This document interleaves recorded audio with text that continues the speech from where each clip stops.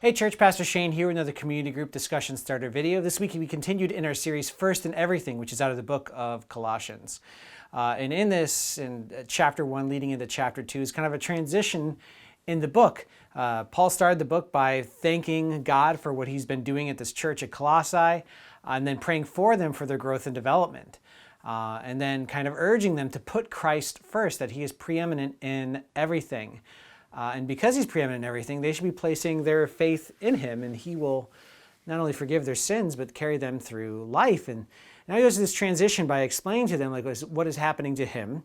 The fact that he is in jail, but he's kind of spreading the gospel, and that both he and they are facing pressures. Paul's facing a pressure for the gospel because he's literally facing persecution because he was arrested for his faith.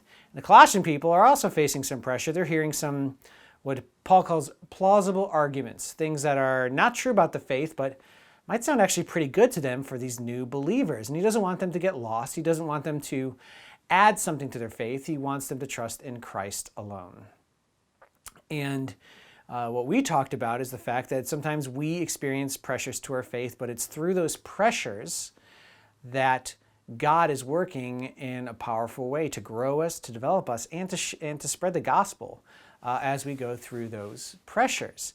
And that if we want to be a people who are navigating those pressures well and don't crack or break under the pressure, then we have to start looking for God's working. Like when we are feeling that pressure, to be looking for the way God is working, because only when we look is our hearts encouraged and we see, oh yeah, this is what God's actually doing through what I'm experiencing. And that's essentially what Paul is doing for the Colossian believers and explaining what he is going through. I did want to point out one more thing, though, before you start your discussion, because while you'll be talking about a lot about the pressures you face, what are the kind of pressures that kind of push against your faith? I hope you'll talk about that. I hope you talk about how God works in those and how you've seen God work during those times of when your faith was pressured. And really explore that with one another. And I think those testimonies to one another will be really encouraging.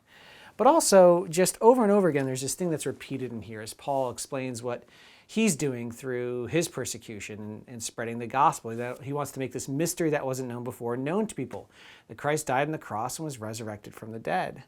And over again, he uses these terms like riches. He says in verse 27, "To them God chose to make known how great among the Gentiles are the riches of the glory of this mystery, which is Christ in you, the hope of glory." It's this riches that are in Christ. This hope that one day we will be glorified, that Christ is going to make things right in the end. And later he talks about it the same way. He says, being knit together in love to reach the riches of full assurance of understanding and a knowledge of Christ. And then verse 3, "In him were hidden all the treasures of wisdom and knowledge." And this is one thing to remember as you're having your discussion. Again, riches, treasure. This is what Christ has for us, and we don't always see it that way.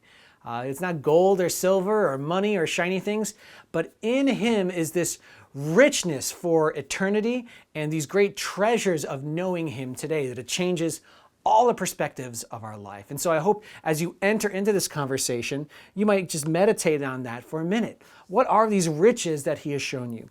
What are the riches of the knowledge of knowing him? What are the riches of his wisdom? What are the treasures of his wisdom, like the passage talks about?